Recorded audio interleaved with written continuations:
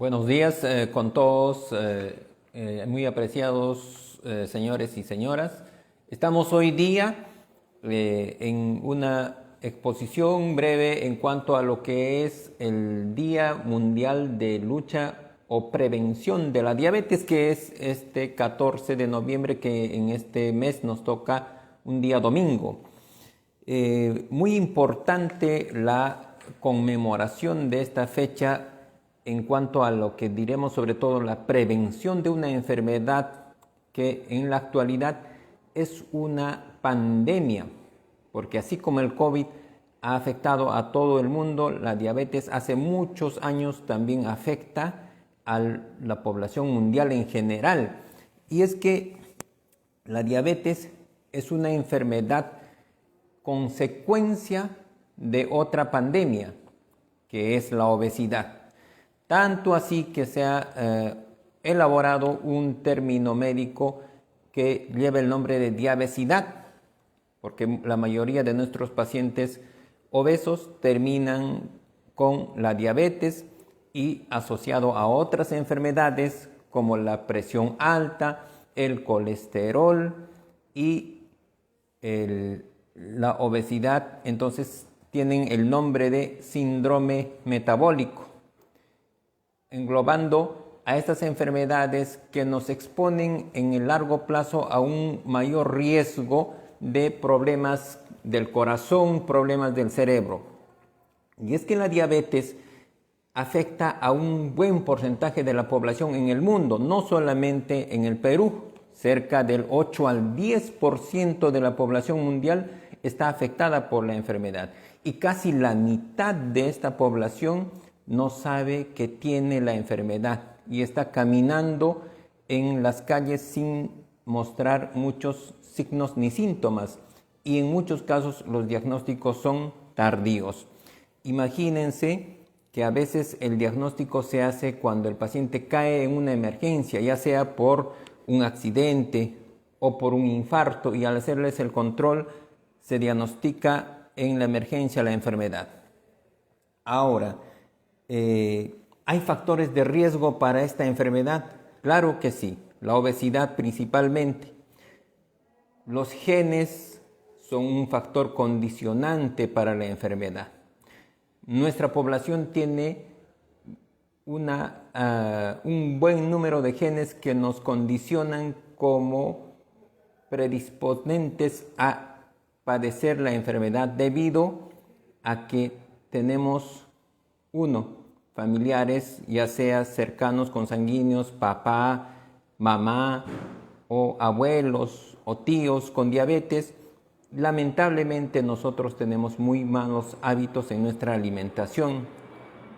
Otro factor es que somos sedentarios, no hacemos actividad física, lo cual se ha agravado en la coyuntura de la pandemia durante ya casi estos 2 años.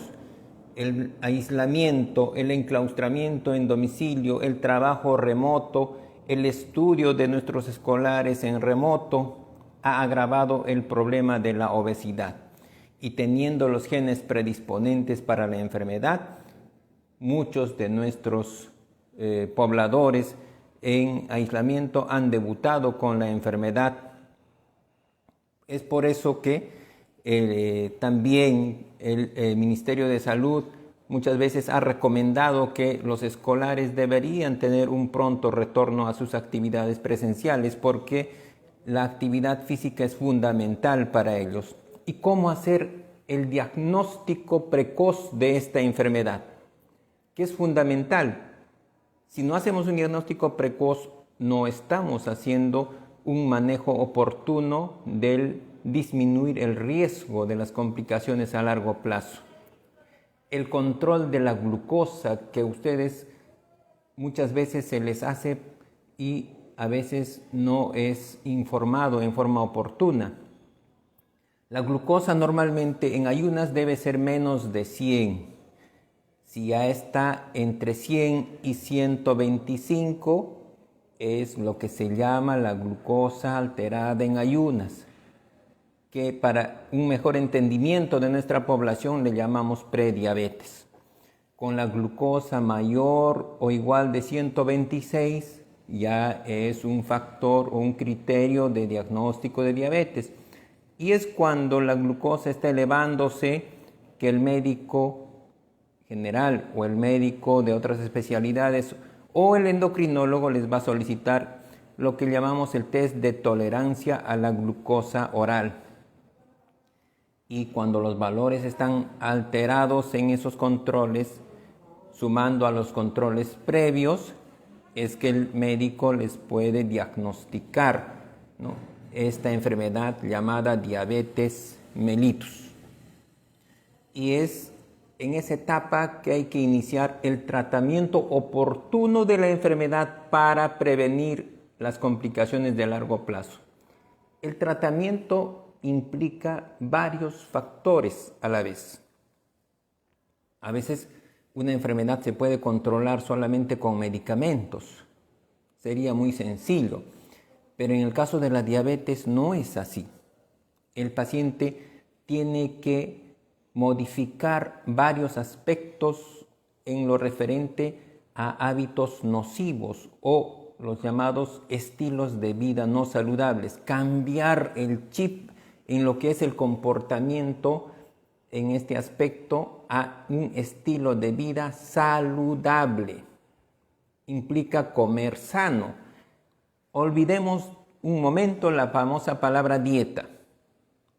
Comer sano significa evitar los alimentos considerados chatarra, los alimentos procesados, los alimentos que tengan mucha sal, los alimentos que tengan mucha azúcar y los alimentos fritos. Y en general todos esos productos que gracias a las políticas de salud que se han ido modificando han sido rotuladas con los famosos llamados octógonos, en los cuales se pone que es un contenido alto en sal o alto en azúcares y que debería ser evitado o consumido muy rara vez o de vez en cuando. Ahora, otro punto importante es que la persona tiene que empezar a hacer ejercicio. Lo normal es hacer actividad física regular por lo menos 6 días de la semana, tengamos o no diabetes. Y si no lo hacíamos y nos diagnostican diabetes, es tiempo de cambiar el estilo de vida no saludable a hacer algo de ejercicio. Empezar progresivamente, de repente no media hora diaria desde el inicio, 5 minutos por semana, 10 la siguiente semana, 15 la siguiente semana y así hasta llegar en promedio a media hora a la semana como una rutina permanente y habitual. Lo otro es que tenemos que reiniciar hábitos saludables en relación al sueño. El tiempo de reposo de la persona es muy importante. Las alteraciones en el sueño, el insomnio, las pocas horas de sueño o el dormir de día y no dormir de noche son factores que predisponen también a nuestra población a hacer no solamente diabetes, sino otras enfermedades crónicas como la presión alta, la obesidad, el colesterol alterado. Entonces, debemos recordar que nuestro sueño saludable debe ser realizado en horas de la noche, ¿no? Como antiguamente nos decían, el día es para despertar y estar trabajando y la noche para descansar y dormir. Lamentablemente, por muchas actividades, ¿no?, laborales, hay personas que tienen que hacer turnos nocturnos. Hay personas que por necesidad tienen que trabajar de día y a veces hasta de noche también. Entonces, son hábitos que en el tiempo, ¿no?, van a afectar la salud de las personas y aumentar su riesgo de ser diabetes. Una vez que hemos corregido esos hábitos nocivos o dañinos, que es parte del tratamiento, viene ya el tratamiento médico, ya sea con pastillas o tratamiento con el uso de medicamentos como la insulina, que son inyectables, y otros grupos de medicamentos que también son inyectables sin ser insulina, que puede indicarles su médico especialista. Entonces, son por lo menos 5 factores que van a influir en el control de la enfermedad. Aparte, es muy importante como el quinto factor el consumir agua en forma saludable, en forma diaria, como una costumbre. Recuerden, comida sana, actividad física, dormir bien, tomar buena cantidad de líquidos y una de las últimas es el tratamiento. Si nosotros no vamos a cumplir los hábitos o estilo de vida saludable, el tratamiento, por mucho que sea el mejor medicamento, no va a cumplir la función apropiada. ¿Y eso cómo se va a ver? En los controles que les haga el médico especialista. Muchos de ustedes ya saben que el médico se va a dar cuenta de si están cumpliendo bien el tratamiento en la famosa hemoglobina glicosilada en el caso de la diabetes. Es el examen que se le llama, entre comillas, la chismosa. El paciente de repente hace sus controles previo o su tratamiento exigente previo al control médico y su glucosa le va a salir bien. Sin embargo, la hemoglobina glicosilada va a salir muy elevada. Lo recomendable es que sea menos de 7 y dependiendo de la edad del paciente puede variar. Puede ser menos de 6.5 si el paciente es muy joven y a veces 7.5 o menos de 8 si el paciente es un adulto mayor o con complicaciones de otros órganos como el riñón, por ejemplo. Entonces, es un examen que nos informa cada 3 o cada 4 meses cómo está portándose el paciente en relación al manejo de su enfermedad. Si está corrigiendo esos hábitos no saludables a un estilo de vida saludable. ¿Y cuál es el problema si el paciente no hace eso? El riesgo de complicaciones es alto a largo plazo.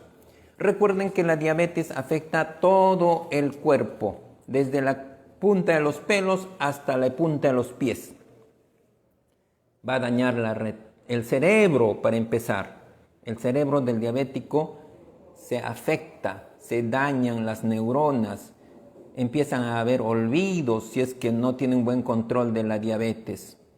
Se puede presentar cuadros similares al Alzheimer. La vista, la retina se va dañando, el cristalino, la córnea, ¿no?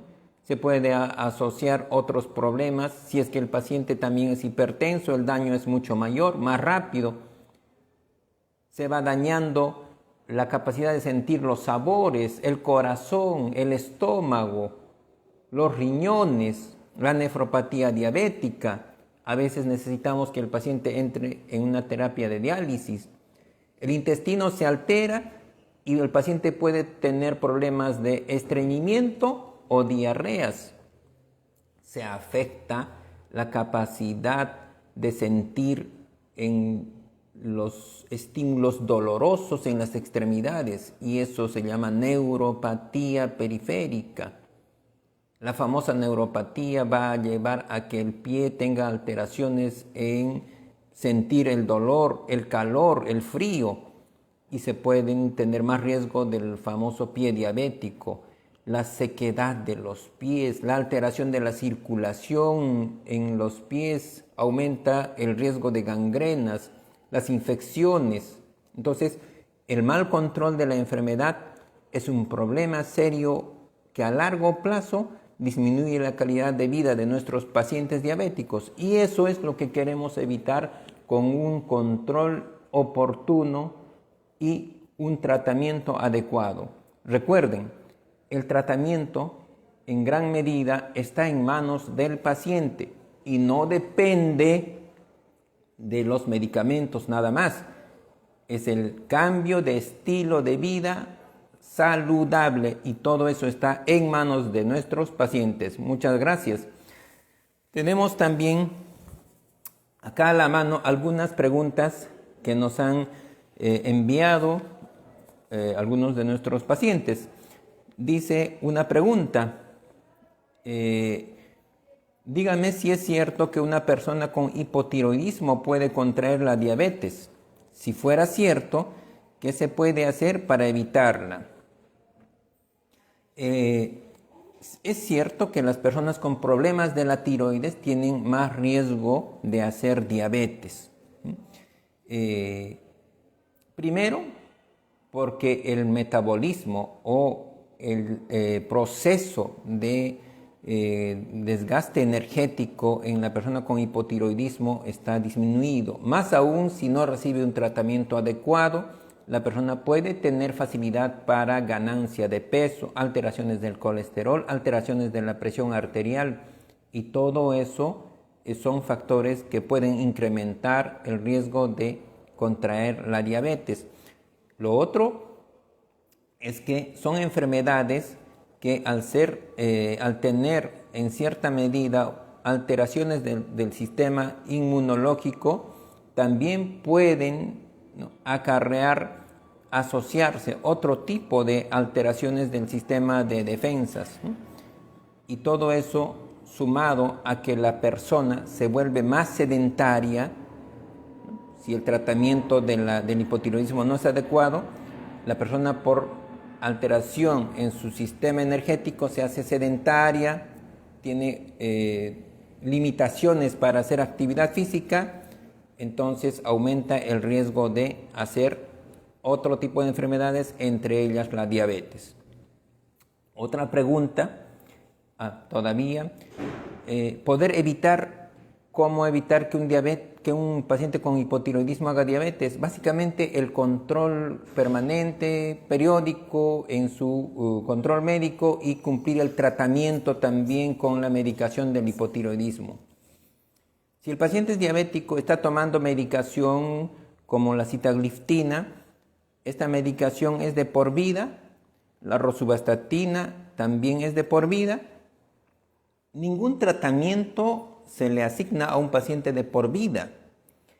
El tratamiento de la diabetes sí lo es, pero no el medicamento. Por eso es que el paciente debe acudir a sus controles, para que el paciente, de acuerdo a los análisis primero y a las otras enfermedades que pueda tener el paciente, nuevas enfermedades de repente o enfermedades antiguas, va a decidir si continúa con el mismo medicamento, si le agrega un nuevo medicamento o si le cambia de medicamento. Pero si el paciente es diabético, su tratamiento es de por vida. Si el paciente tiene colesterol alterado, su tratamiento es de por vida. Lo que puede cambiar es el tipo de medicamento que va a utilizar. Otra pregunta que tenemos es que si el paciente tiene presión ocular alta y la hemoglobina glicosilada está en 11. La presión ocular tiene que ser evaluada en forma periódica por el médico especialista, que en este caso es el oftalmólogo, y va a dar el tratamiento adecuado, ya sea generalmente con el uso de gotas oftalmológicas y también con, de repente, medicación vía oral. Y la hemoglobina glicosilada en 11 significa que el paciente diabético es un mal paciente, o de repente es un diagnóstico reciente, puede ocurrir también. El objetivo de este grupo de pacientes es que la hemoglobina glicosilada en el corto plazo debería ser menos de 7.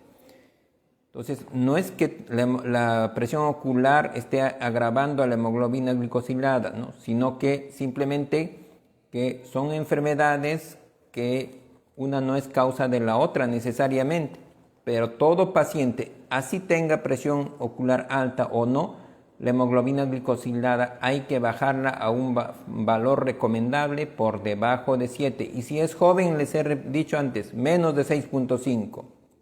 Otra pregunta es que si al operarse de glaucoma, a pesar de tener una glucosa de 300 o más, es que no hacer la cirugía.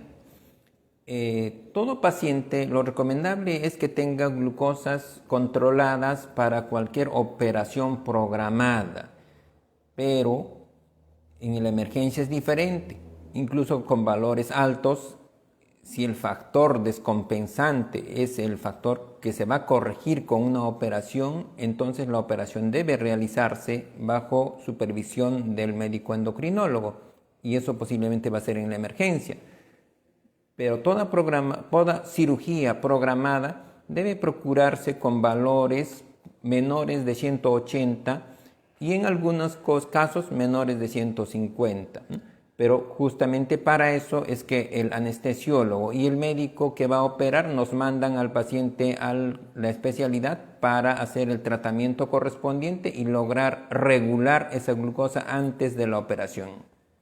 Otra pregunta que tenemos es saber qué es la resistencia a la insulina y si es considerada diabetes. La resistencia a la insulina es todo el periodo que suele pasar previo al inicio de la diabetes. Podríamos decir que es la fase de la prediabetes y en la cual la mayoría de nuestros pacientes tienen ganancia de peso. Puede ser sobrepeso o puede ser también obesidad. En esa etapa, que puede durar 5 o 10 años, el paciente tiene las glucosas normales y poco a poco puede elevar las glucosas, ya sea en ayunas o la sea post alimentos, pero a valores por debajo de los rangos considerados de diagnóstico de diabetes. Entonces, esa etapa se puede intervenir en forma precoz para que el paciente no haga diabetes. Sin embargo, la mayoría de nuestros pacientes no son adecuadamente tratados en esa fase, muchas veces porque no acuden a una evaluación o a una consulta para el manejo del sobrepeso ni de la obesidad. Una vez que el paciente con resistencia a la insulina ya se incrementa mucho y la glucosa se eleva y los valores suben de la glucosa por encima de 126 en ayunas o por encima de 200 después de una ingesta alimentaria o en la tolerancia a la glucosa, entonces se diagnostica la diabetes, pero eso no significa que desaparezca la resistencia a la insulina. Muchos o la mayoría de nuestros pacientes, cuando tienen diabetes, la resistencia a la insulina es parte un componente de la enfermedad, y la mayoría de los pacientes requieren dentro de su medicación el uso de medicamentos que también van a disminuir esa resistencia a la insulina y se van a beneficiar en algunos casos.